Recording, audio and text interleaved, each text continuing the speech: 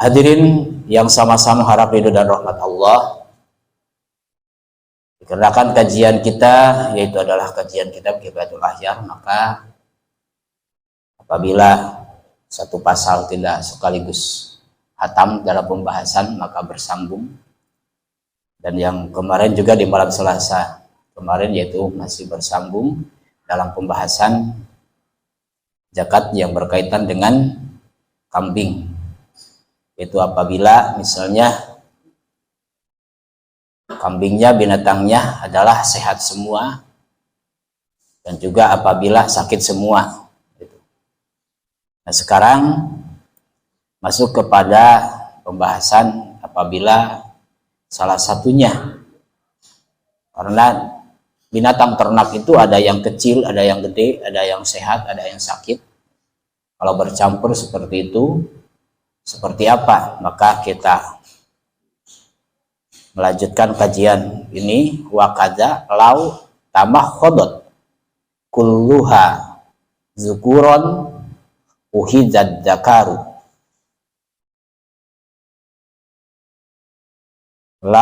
Wakada lau tamah khodot kulluha zukuron uhizad zakaru.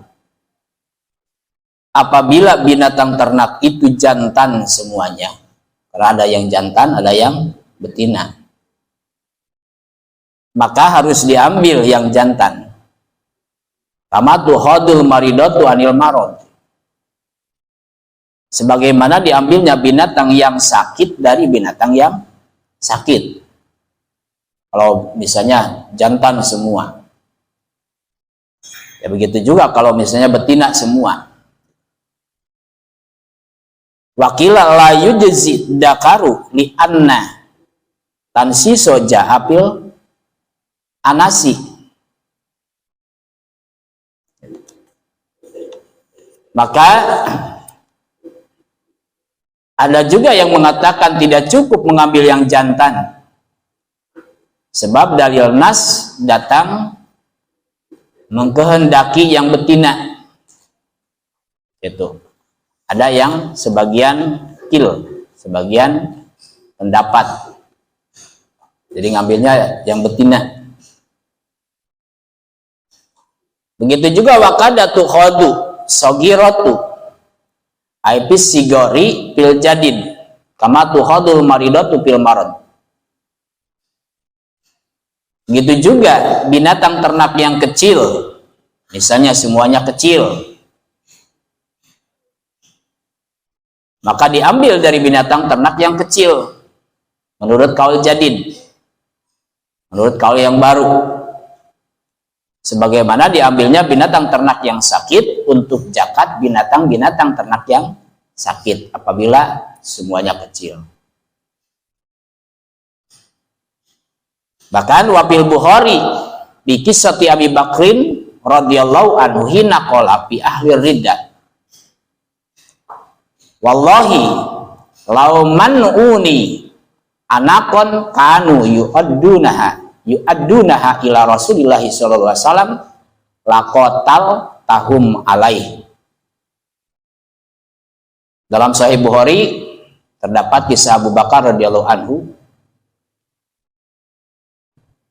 yaitu ketika memerintahkan kepada orang-orang yang murtad. Kata Abu Bakar, demi Allah, seandainya mereka menghalangiku dari mengambil kambing anak yang seharusnya mereka tunaikan kepada Rasulullah SAW, niscaya aku akan memerangi mereka. Sebab penghalangan mereka itu. Nah, ini berlakunya untuk itu kepada murtadin waktu itu, orang-orang yang murtad. Zaman Abu Bakar, jangan dipraktekkan ekstrim seperti itu, gitu ya. Orang nggak zakat misalnya diontrol ke rumahnya, nggak boleh, gitu ya. Karena kalau misalnya niatnya memerangi, menghalang-halangi Rasulullah Shallallahu Alaihi Wasallam. Apa itu binatang anak itu? Itu, karena anak kambing, gitu kan, ada anak kambing, anak apa sapi. Gitu. Jadi anak bahasa Arab berarti ya. Binatang anak wal anakku hiya sogiratun minal gonami malam tajdah. Yang disebut binatang anak itu ialah kambing betina yang belum genap 1 tahun, berarti masih kanak-kanak gitu. Jadi anak bahasa Arabnya. Wasuratu kaunil ma'hudi minas sigori antamuta al ummahatu fi asnail haul. Kemudian gambaran adanya pengambilan ternak dari binatang ternak yang kecil-kecil, misalnya induk ternak itu telah mati ketika tiba haul. Atau au bi ayyam lika arba'ina min sigoril baqar awil ma'ji fa inna wajibaha malahu sanatani. Atau seseorang mempunyai 40 ekor lembu yang kecil-kecil atau kambing kecil-kecil, maka wajibnya zakat pada binatang yang seperti itu adalah binatang yang telah berumur 2 tahun. Misalnya itu karena di sini kalau ada itu pun, kalau ada bi ayam lika arba'ina minas sigoril baqar awil ma'ji fa inna wajibaha malahu sanatani. Walatu hodul ukulatul musminah bil akli wala riba wahya hadisatul mahdi wahya hadisatul ahdi bitanaji bi annaha min karamil amwal. Kemudian pemungut zakat juga tidak boleh mengambil binatang ternak yang banyak makan, yang gemuknya karena banyak makan, yang masih suka makan binatangnya, atau ternak yang rubah. Ternak yang rubah itu yang baru saja beranak. Kenapa? Sebab ternak yang seperti itu adalah ternak harta yang sangat dibanggakan oleh pemiliknya. Yang baru beranak misalnya, induknya diambil karena masih mengurus anaknya, gitu. Begitu juga wala hamilu linahyihi alaihi salatu wassalam anzali. Dan juga tidak boleh mengambil ternak yang sedang bunting, yang sedang hamil. Sebab Nabi Muhammad SAW melarang yang demikian itu. Bahkan, wanaqala Ibnu Rif'ah anil ashab annalati taraku hal wahlu kal hamili di annal goliba fil bahaimil uluku mimarati bihilafil adamiyat. Bahkan Ibnu Rif'ah menukil dari ulama madhab Imam Syafi'i bahwasanya binatang ternak yang baru dijantani oleh penjantan adalah serupa dengan binatang ternak yang bunting. Sebab yang umum berlaku binatang ternak itu dapat bunting dengan sekali dijantani. Makanya kalau yang sudah dijantani tidak boleh diambil untuk dikeluarkan zakat. Gitu. Nanti statusnya apa? Karena statusnya nanti berjakatnya dengan dua kambing. Itu karena di dalam ada, gitu. Karena di dalam ada. Kalau kanat masyiyatuhu kula kariman, talabnau biwahidatin minha. Jadi seandainya binatang ternak yaitu kepunyaannya seorang itu semuanya adalah ternak-ternak yang dibanggakan, maka kita boleh yaitu menuntut seekor binatang dari ternak-ternak yang dibangga-banggakan itu. Apabila semuanya binatang ternaknya sudah nisab untuk dikeluarkan zakatnya, kemudian tapi semuanya itu dibangga-banggakan sama pemiliknya, ya boleh itu diambil. Yang mana saja itu. Yang mana saja. Kalau misalnya itu karena apa? Untuk menghilangkan kekikiran gitu. Menghilangkan kekikiran dan juga intinya adalah menegakkan hak fakir miskin, hak orang lain. Ya itulah diantaranya. Tapi bukan dirampok gitu kan. Dirampok itu ya mengambil dari zakat tapi langsung dipakai sendiri, tidak disampaikan kepada fakir miskin gitu. Itu bukan mengambil hak fakir miskin gitu. Tapi itu menggunting berarti, merampok berarti, membegal bukan merampok. Nah, itu diantaranya. Kalau bahasa sekarang apa namanya? Korupsi gitu. Jadi korupsi itu bukan cuma pejabat saja gitu kan. Kadang-kadang ya masyarakat juga bisa korupsi waktu kan, hal seperti itu.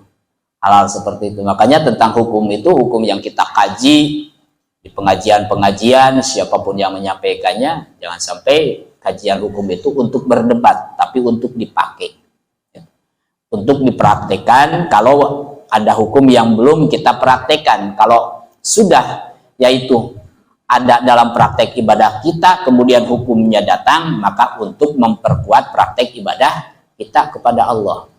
Nah, itu tujuan ngaji, menyamakan amaliyah kita yang belum sama dengan hukum syara. Adapun misalnya ada hukum syara yang belum kita praktekkan, ya nanti sedikit-sedikit jadi PR untuk dipraktekkan. Karena kan ilmu itu tidak bisa langsung dipraktekkan semua, betul ya Pak ya?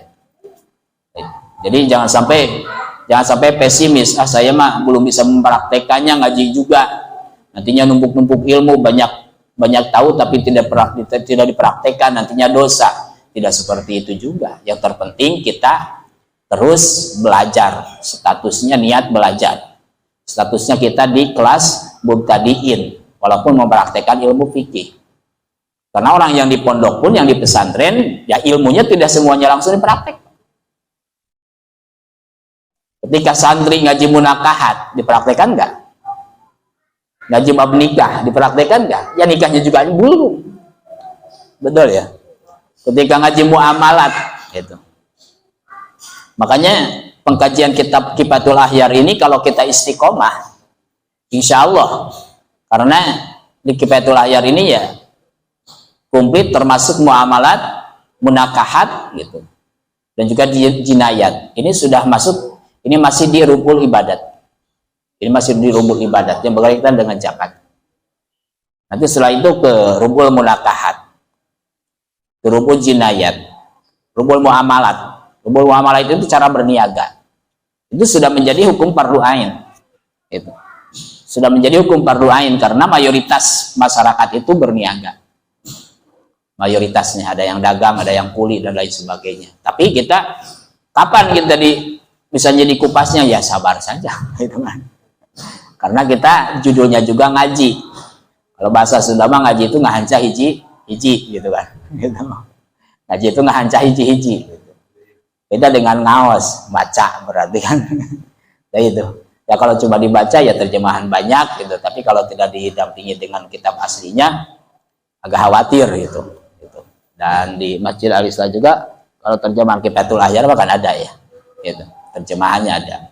Bahkan kitab aslinya pun ini saya beberapa kali menemukan di kitab asli yang baru, kitab asli Kifatul Ahyar yang baru, yang sekarang ini yang baru dari Darul Ilmi penerbitnya Surabaya Indonesia. Ini banyak yang kelewat. Banyak yang kelewat kalau disandingkan dengan kitab yang saya beli tahun 92. Gitu. Itu ada yang kelewat cuma tidak patah. Kadang-kadang ada yang di kitab yang lama itu pakai huruf min, pakai huruf an, di kitab ini pakai huruf min. Karena itu jauh beda artinya. Gitu. Kemudian pernah menemukan juga ada yang dua baris yang hilang. Gitu. Ada juga ada hadis satu hadis yang hilang. Gitu. Kadang-kadang seperti itu. Makanya ketika ngobrol sama Kang Ustadz Didin juga gitu, sama beliau juga pas ngecek kitab yaitu tafsir Sawi gitu. Jadi tafsir Sawi yang pertama dibeli itu ternyata banyak yang tidak ada, maka beli lagi satu lagi. Jadi beliau punya tafsir Sawinya 2 gitu. Seperti itu. Nah, kadang-kadang lupa dalam pengetikan, kelewat, kadang-kadang ada yang sengaja. Zakat yang berkaitan dengan binatang tadi.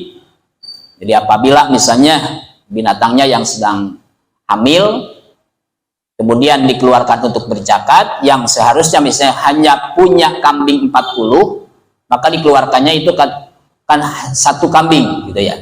Satu kambing yang dikeluarkannya. Tapi kambingnya jangan yang habis dijantani atau yang sedang hamil, karena nanti statusnya jadi 2. Ya kecuali bagaimana kalau niatnya sedekah gitu, ya boleh-boleh saja hal seperti itu kalau niatnya seperti itu. Jadi menyesuaikan, yang terpenting tidak saling merugikan. Makanya ada pengaturan ini supaya tidak saling merugikan. Makanya di sini apabila punya binatangnya semuanya disayang, semuanya dijadikan kebanggaan, hingga susah untuk mengeluarkan zakat, maka kembali kepada firman Allah di surah At-Taubah tadi, hud min amwalihim sodakotan, ambil saja hartanya. Itu yang, tapi yang diambil itu yang pas untuk zakat, gitu. Makanya ada sebuah cerita, sedikit bercerita gak apa-apa ya. Itu ada sebuah cerita, seseorang mondok di seorang kiai. Kemudian orang itu begitu keluar dari pondok itu, yang suksesnya bukan dalam bidang ilmu atau bukan jadi kiai, tapi suksesnya dalam urusan dunia, menjadi orang kaya intinya. Jadi sesudah mondok di pesantren itu, pas keluar itu jadi orang kaya, tapi dikenal orang kaya itu tidak mengeluarkan zakat. Dikenalnya tidak mengeluarkan zakat orang kaya itu. Kemudian ada satu orang lagi, anak itu mondok lagi di pondok bekas orang kaya. Tapi anak itu punya orang tua penjahat. Punya orang tuanya itu tukang copet, tukang rampok. Tapi anaknya di pondok. Nah, ketika di pondok yang mendengar nasihat-nasihat dari kiai, jangan durhaka kepada orang tua, gitu kan. Harus nurut kepada orang tua. Cuma anak ya baru sebentar di pondok, gagal paham. Nah pas pulang ke rumahnya, orang tuanya, bapaknya itu pernah mengatakan, kamu itu harus meneruskan jejak langkah orang tua, gitu. Nah itu. Ya, lama kelamaan orang tuanya itu mati karena digebukin orang yang nyopet, gitu kan. Digebukin orang nyopet. Nah, anak itu berpikir kalau diteruskan jejak langkah orang tua itu kan dosa nyopet. Kalau melanggar kepada orang tua juga bagaimana? Mau bertanya ke kiainya malu, gitu. Yang akhirnya mencoba jadi tukang copet. Karena jadi tukang copet juga itu perlu latihan, apalagi ibadah, Pak. Jadi tukang copet juga perlu latihan, apalagi ibadah. Bagaimana caranya nyopet durasi 1 menit harus hilang. Bagaimana caranya nyopet durasi 5 menit harus hilang. Ya makanya pada cepat nyopet di masjid juga. Ya orang terlatih, gitu kan. Gitu. Makanya di masjid itu usahakan jin itu supaya pada senang di masjid itu, gitu ya, biar menjaga kotak amal, gitu. Jangan dicomai, gitu. Kan dulu mah kan anak-anak tidur di masjid juga kan dikeluarkan sama jin. Sekarang mah jarang, gitu. Kotak amal dicolong juga dibiarkan sama jin, gitu. Yang akhirnya karena tidak ada niatan nyopet, anak itu tidak dilanjut ke pondok karena orang tuanya meninggal. Gitu. Tapi kata ibunya, yaitu harus taat kepada orang tua, itu dalam arti, yaitu berarti salah tangkap, anak itu berpikirnya harus melanjutkan jejak langkah orang tua, ya jadi tukang copet. Karena perang di hatinya antara nyopet dengan dosa, gitu kan. Yang akhirnya ketika belajar nyopet selalu lulus. Nyopet dompet orang, setelah lolos, gak ada yang ngegebukin, dikembalikan lagi kepada pemiliknya. Setiap nyopet dikembalikan lagi ke pemiliknya. Ya gak jadi. Nyopet beriman kayak gitu, ha? Kalau aja di zaman sekarang, paling sekarang mah yang dikembalikan dompetnya doang, gitu kan. Ya itu, isinya diambil, gitu. Tapi alhamdulillah sekarang mah tidak ada yang seperti itu. Aman Indonesia, amin. Gitu. Semoga jadi doa saja. Lama-kelamaan dia itu mengintip, ya kalau nyopet itu yang gede aja sekali, gitu kan. Ada berita bahwa ada orang kaya pelit, gak pernah mengeluarkan zakat. Dia itu latihan bagaimana supaya bisa masuk ke rumah itu. Yang akhirnya, singkat cerita, setelah latihan ngendap-ngendap bisa masuk ke rumah orang yang kaya itu. Orangnya rumahnya mewah, ada penjaganya, ada security-nya, ada anjing herdernya, gitu. Tapi bisa lolos masuk. Begitu ke dalam, ternyata benar di gudang itu banyak sekali hartanya. Tapi anak itu di pondok pernah mengetahui tentang ilmu zakat. Ilmu zakat itu pernah dikuasai tentang ilmu zakat ketika di pondoknya. Yang akhirnya nyari-nyari pulpen sama buku anak itu. Ditulis semuanya, dihitung hartanya. Ini emas berapa gram kiranya, berapa kilo ditulis. Wah, ini kalau sekian kilo berarti zakatnya sekian. Kemudian, wah ini apa lagi, ini catatan apa? Ada catatan kambing, ternak sapi dicatat, dikalkulasikan. Oh ini zakatnya harus sekian. Yang akhirnya kebablasan, enak terus mencatat hartanya saking banyak. Subuh, Pak, gak keburu keluar dari rumah, ketahuan sama pemilik rumah. Loh, ini kamu lagi ngapain di sini? Ini ada maling nih, bahaya nih. Ada orang yang gak dikenal.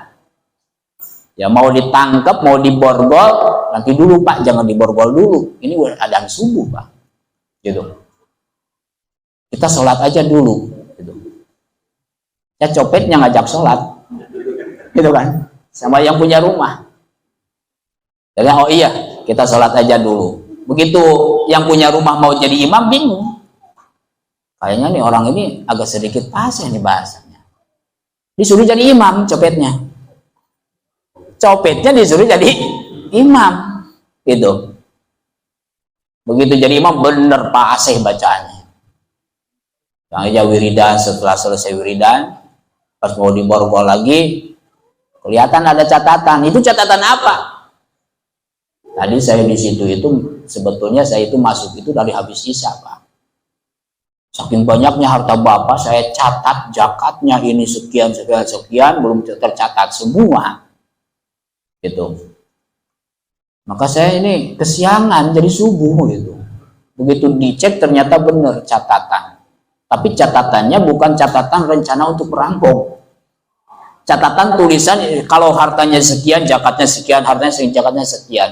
Yang akhirnya orang kaya itu ya sudah. Kalau begitu caranya tetap kamu itu akan dihukum. Kamu itu akan dihukum berat. Gitu. Tapi harus diam di sini. Di mana orang tua kamu? Orang tua saya itu kalau bapak sudah meninggal, kalau ibu sudah tua masih ada. Gitu. Kebetulan orang kaya itu punya anak perempuan, belum nikah. Gitu, belum nikah. Anak perempuannya. Yang akhirnya dipanggil ibunya. Begitu ibunya dipanggil, aduh gimana jangan sampai ibu tahu Pak. Kasihan ibu saya udah tua nanti sedih. Pokoknya kamu harus dihukum. Harus dihukum ini kamu. Harus menerima hukuman dari saya. Yang akhirnya ditahan di rumah itu, orang tuanya ibunya dipanggil, kemudian diceritakan kepada ibunya, ibunya nangis menjadi-jadi. Jangan sampai anak saya yang satu-satunya dihukum karena mencopet, gitu kan? Karena mau merampok. Padahal rencana yang punya rumah hukumannya akan dinikahkan sama putrinya, gitu. Itu hukumannya, gitu. Yang akhirnya singkat cerita, Bu, udah jangan terlalu menjadi-jadi kesedihannya. Sebetulnya anak ibu ini memang akan saya hukum dan hukumannya akan saya nikahkan dengan putri saya. Gitu kata orang kaya. Kenapa kok hukumannya dinikahkan sama putrinya? Karena orang kaya itu, wah ini bener nih orang berarti berilmu gitu. Masa kalau copet malah ngajak sholat, itu kan sudah ketahuan ya. Kira-kira ada gak di Kondang Jaya kayak gitu? Yang akhirnya dinikahkan. Begitu dinikahkan, biasa ngundang di walimatul nikahnya itu mengundang kiai. Orang kaya itu mengundang kiai itu yang akan ceramah itu gurunya. Begitu datang ternyata guru copet juga. Ternyata satu guru. Ternyata satu guru. Gurunya orang kaya itu gurunya dia.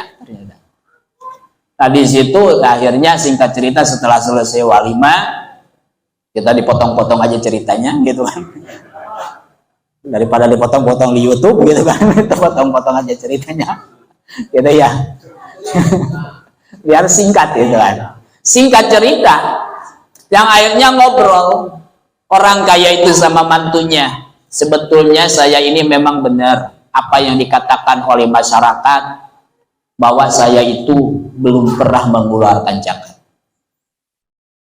Harta sebanyak ini belum pernah mengeluarkan zakat. Kenapa Bapak belum pernah mengeluarkan zakat? Saya mencari orang yang pintar dalam urus zakat.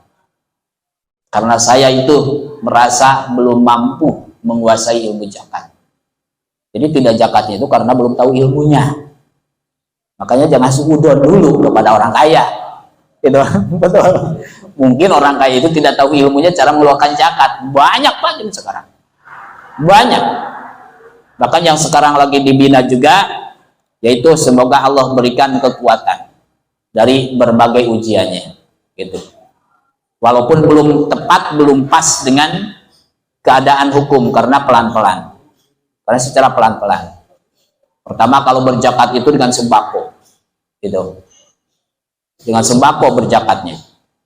Pas lama kelamaan kalau nggak salah tahun 2021 ada SMS lagi, Pak boleh nggak kalau misalnya saya mengeluarkan zakat tijaroh tapi berupa sembako, ya kalau bisa ini abdolnya seperti apa? Abdolnya pakai uang saja biar fakir miskin bisa menggunakannya lebih leluasa gitu. Nah baru seperti itu. Jadi setiap tahun mengeluarkan setiap bulan Ramadan gitu. Nanti tinggal meluruskan. Jadi mantunya dulu aja, menantunya aja dulu dipupuk terus, nanti menantunya yang menjelaskan. Ya seperti cerita tadi. Yang akhirnya sedangkan begitu saya lihat catatan kamu kepada menantunya, ternyata kamu itu pintar dalam mengolah urusan zakat sesuai dengan hukum syara. Makanya saya nikahkan dengan putri saya dan saya serahkan semua harta saya untuk kamu atur di jalan agama Allah. Nah itu betul. Makanya kadang-kadang ya kalau misalnya masyarakat susah untuk berimpak ke masjid, sedekah ke masjid, mungkin ada hal yang kurang jelas. Itu ya baik. Kalau sudah jelas insya Allah pada gemar. Walaupun misalnya, karena ini fakta, banyak orang miskin yang ingin bersedekah. Banyak Bang. Gitu. Saya ingin bersedekah, tapi saya gak punya apa-apa. Jangan berkecil hati. Karena sedekah itu bisa dengan tenaga, bisa dengan ilmu, pengetahuan. Gitu. Itu sedekah. Man lau malun falyatasaddaq bimalihi, man lau ilmun falyatasaddaq biilmihi, man lau quwatun falyatasaddaq biquwatihi. Gitu. Orang yang punya harta sedekah dengan hartanya, yang punya ilmu sedekah dengan ilmunya, yang punya tenaga sedekah dengan tenaganya. Kalau jadi nomor keempat bahaya. Ya, dengan harta kagak, dengan ilmu kagak, tenaga tidak. Komen aja melulu kepada orang. Nah itu betul ya. Nah itu diantaranya. Tidak jadi karuron juga ya. Nah itulah diantaranya. Makanya kadang-kadang seperti itu. Makanya saya menyarankan kepada ustadz-ustadz kalau ngajar ngaji niat sodako. Sodako dengan harta kagak, ilmu niat sodako. Betul. Niat sodako. Tapi gimana cari supaya ikhlas? Nanti kalau ada yang ngasih amplop jangan dulu dibuka. Kumpulin aja dulu. Gitu, bukannya dirubah sama istri. Gitu ya. Jangan dulu dibuka gitu. Kalau misalnya supaya tidak tahu isinya. Kalau sudah tahu isinya nanti milih-milih. Ah, masjid ini masih sedikit nih isinya, masjid ini sedikit isinya. Kapok nantinya. Susah ikhlasnya itu. Betul ya, Pak ya? Makanya kalau misalnya pengajiannya tidur tempat, ya tidur 3 amplop kocok-kocok aja dulu. Gitu kan. Makanya di situ nggak kelihatan ini dari masjid mana yang kecil, masjid mana yang besar gitu. Seperti itu. Karena niatnya sodako. Kalau tidak niat sodako, minimal akan berbalik apa yang disampaikan kepada umat akan berbalik pada dirinya sendiri. Apalagi ngaji tasawuf. Hati-hati ngaji tasawuf yang menyampaikan itu paling pertama diserang. Paling pertama diserang. Nah itulah diantara tentang masalah zakat. Itu cerita sedikit. Cerita sedikit. Jadi insya Allah banyak orang yang seperti itu. Seperti halnya zakat fitrah juga dulu. Zakat fitrah itu susah diatur. Kadang-kadang ya berzakatnya padahal di lingkungannya ada masjid. Kenapa tidak ke panitia masjidnya? Pas ditanya, diselidiki ke bawah, ke masyarakat, ini ada apa sebetulnya? Oh, soalnya waktu membagikannya gak kelihatan, gak transparan, caranya seperti ini, gak sesuai dengan apa yang saya ketahui dalam pengajian. Oh, itu masalahnya. Yang akhirnya memilih berzakatnya itu kepada daerah lain, ke masjid lain. Nah seperti itu. Makanya kita misalnya contoh di Masjid Al-Islah. Insya Allah kalau Al-Islah ini pada soleh semuanya, amin ya robbal alamin. Ini mah contoh misalnya. Contoh di Masjid Al-Islah ini, yaitu mencakup, ya jamaah Al-Islah ini mencakup berapa RT misalnya itu. Misalnya ada 2 RT, 3 RT. Fokus aja kepada yang ada di situ. Ada berapa fakir miskinnya, ada berapa orang yang masih misalnya wawasannya masih kurang, ada berapa non muslimnya, harus tetap diperhatikan semuanya. Nah selebihnya bareng-bareng untuk kepada yang lain, itu sosial kepada yang lain. Jadi jangan sampai mendahulukan yang jauh, yang lain yang di lingkungan tertinggal. Nah itu diantaranya. Insya Allah akan terasa nikmatnya beragama Islam, nikmatnya ibadah kepada Allah, nikmatnya berniaga, nikmatnya mengelola rezeki dari Allah Subhanahu wa Ta'ala. Jangan sampai kita terlalu kejauhan berpikirnya, gitu. Betul ya, gitu. Ibarat ada seorang pemuda yang belum menikah, terus saja ngomongin artis yang cantik. Istri juga belum punya, ngomongin yang jauh, kenal kagak, jadi dosa iya, kan gitu. Nah, itu seperti itu diantaranya. Maka disinilah diantaranya di ayam lika arba'ina min sigoril bakor awil majah. Kembali lagi kepada masalah karena sedikit lagi waktunya. Awil majib baina wajibah malahu sanatan.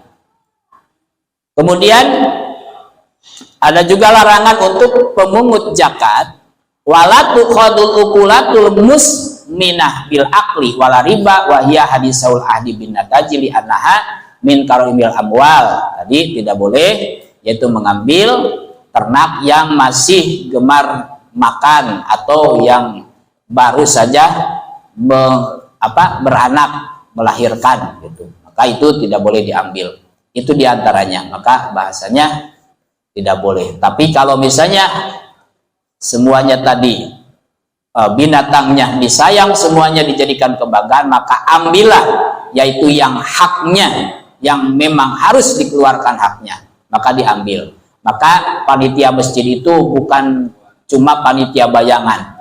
Membuat panitia zakat jangan cuma panitia bayangan. Jadi UPZ di masjid-masjid itu tetapkan saja, kecuali kalau misalnya mengundurkan diri ataupun meninggal gitu.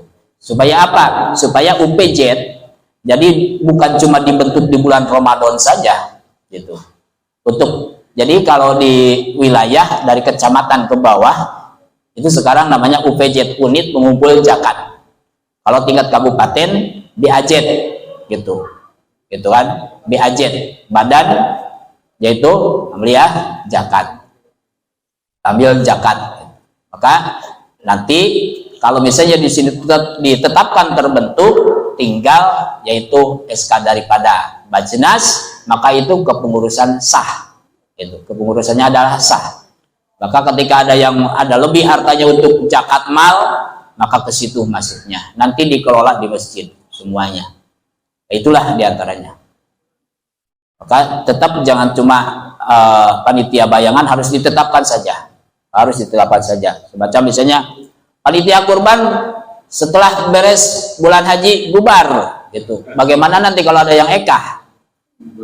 Betul ya, bikin lagi panitia gitu kan. Mending ditetap saja. Ini petugas yaitu mengelola kurban plus ekah, karena akikah itu kan di luar bulan haji juga kan bisa. Ya itu akikah. Begitu juga zakat. Kalau zakat fitri, zakat fitrah itu kan di bulan Ramadan, tapi ada zakat mal gitu. Menampungnya di situ. Cuma kenapa namanya UPZ, dan kalau tingkat DKM berarti kas DKM gitu kan. Kalau dulu Baitul Mal, sekarang kas DKM gitu. Jadi kas DKM itu multifungsi, untuk merbot, untuk apa saja itu multifungsi gitu. Beda dengan khusus kas bangunan, itu berarti ke fisik maksudnya gitu. Ke fisik maksudnya. Nah, itu untuk menertibkan. Jadi kalau misalnya lingkungan warga transparan, tahu tentang fungsinya, pengurusnya dan sebagainya, insya Allah akan lebih semangat, dan juga tentang masalah kekakuan, masalah jadi pengurus bukan berarti yang harus pinter hadis, pinter Quran zaman sekarang mah. Yang terpenting manut terhadap Al-Quran dan hadis, sedangkan Al-Quran dan hadis itu susah dikupasnya kalau tidak ada ijma dan kias. Maka intinya manut kepada yang tahu saja, itu saja diantaranya. Maka selanjutnya untuk kesimpulan, wa qadar riba wa sumiyat bidzalika li'anatu rabbi, ada lagi tadi yang disebut yaitu kambing anak, ada juga yang disebut yaitu riba, wa qadar riba. Maksud riba di sini, riba dalam pembahasan binatang ternak yaitu adalah dinamakan binatang itu dengan ruba atau riba karena binatang itu memelihara anaknya gitu. Jadi binatang yang sedang memelihara anaknya juga jangan diambil gitu. Jangan diambil. Li anatu rabbi waladaha wa hadal ismu yutlaq walai ila khamsata asara yauman min waladati qala al-azhari wa qala al-jawahiru ila tamami syahrain wallahu a'lam. Demikian juga yaitu kata ruba yang baru saja beranak. Itu diperlakukan pada arti binatang yang memelihara anaknya hingga 15 hari setelah beranak. Demikian pendapat yang Al-Azhar, yang Zahir, juga Al-Jauhari mengatakan hingga sempurna 2 bulan. Yaitu tentang masalah zakat mal yang berkaitan dengan binatang ternak yang berupa kambing ataupun yaitu ataupun misalnya gitu kan, kambing Jawa ataupun misalnya domba. Nah, ini yang berkaitan dengan binatang. Maka di sebelumnya pernah kita kupas bahwa binatang yang dikeluarkan zakat itu adalah milkun, milik sendiri. Betul, milik sendiri. Bagaimana kalau misalnya ada kerjasama? Jadi ada 2 orang, dari 2 orang. Nah, ini kupasannya ada khusus babnya, insya Allah di bulan depan mungkin ya, karena Selasa depan bagian hikam. Ada pasalnya khusus, bagaimana kalau misalnya kerjasama gitu. Wal kholitoni yuzakiyani zakat al-wahidi bisyara itu sabahatin.